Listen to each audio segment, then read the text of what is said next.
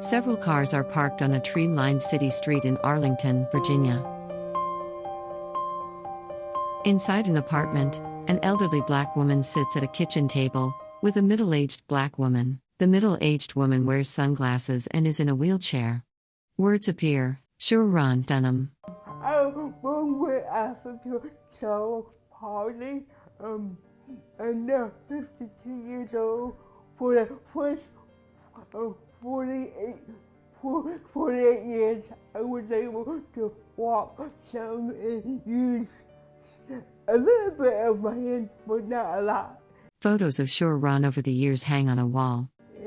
By age 45, I acquired stenosis, cervical stenosis, which take away the ability I had, and limited mobility I had with my arms and legs. So now I cannot walk, and I need more assistance with personal care.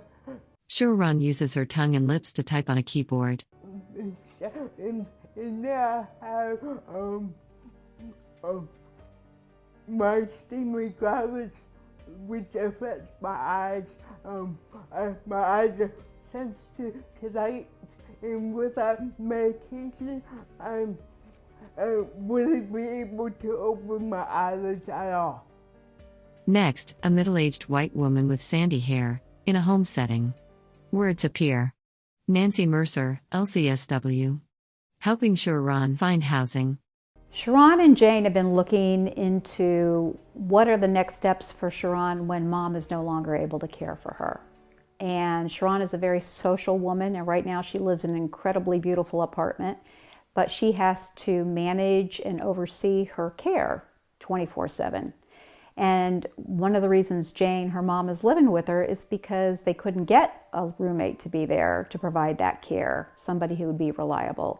Scherrone rides her electric wheelchair on a sidewalk leading from the apartment. Scherrone has a great big community in Arlington that she's really close with. She goes to a church. She has a lot of good friends.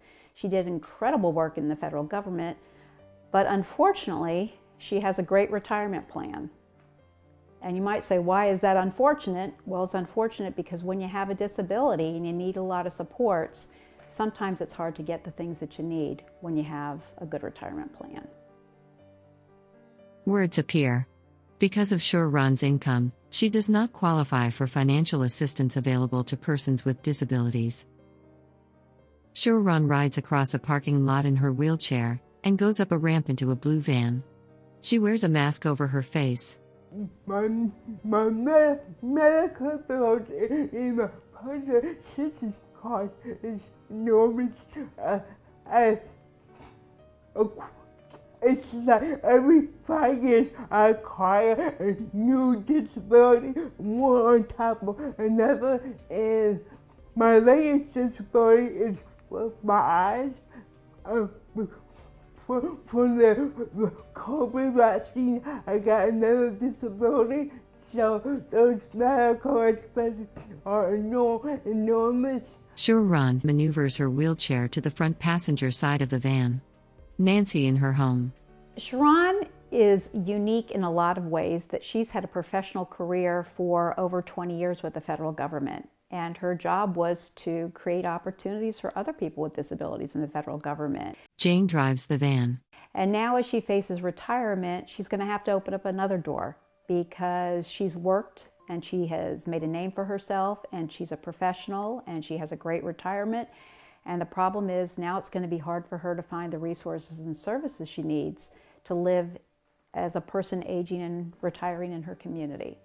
So things like getting a van, getting direct support professionals to come in to be there to help her are very difficult. It's hard to find direct support professionals or good care who can make sure you get out of bed, get your breakfast, help you get dressed, help you shower, help you get to your church group. All those kinds of things, you depend on somebody who's really trustworthy. And to pay for that service, it costs a lot of money. And there's competition with the general aging community as well. Scherrone drives down the van's ramp onto a parking lot. So it's tough. Having your own vehicle requires, paying for the vehicle, paying for the insurance, paying for the repairs, paying for the gas, and paying for the driver. An elderly white woman, with short graying hair, wearing a mask, sits in an office. Words appear. Corbett O'Toole, Elder, Disability Rights Movement. Because right now for most disabled people, for many disabled people, public transportation is not available, not safe. If you don't have your own transportation, you don't go anywhere. You're stuck at home, kind of 24/7. So having your own transportation gives you the freedom to go to live your life, to go to the store, to get to your medical appointments, to do what you need to do. Scherrone rides on a path in a park. But it also gives you the freedom to have a little fun, like, oh, I think I'll go watch the kids in the park, or maybe I'll go play in the park, or maybe I'll go watch a game. You get a life that non-disabled people just take for granted, but it's a whole freedom that you get, and also the ability to go when you want to go, how you want to go, and come back when you want to go. None of that's available in traditional transit systems for disabled people. Words appear. With Jane having a harder time helping Scherrone, they purchased a wheelchair-accessible van so Scherrone could keep her independence. She does not ride public transportation. The van was not cheap. Scherrone in her apartment. The van cost $80,000.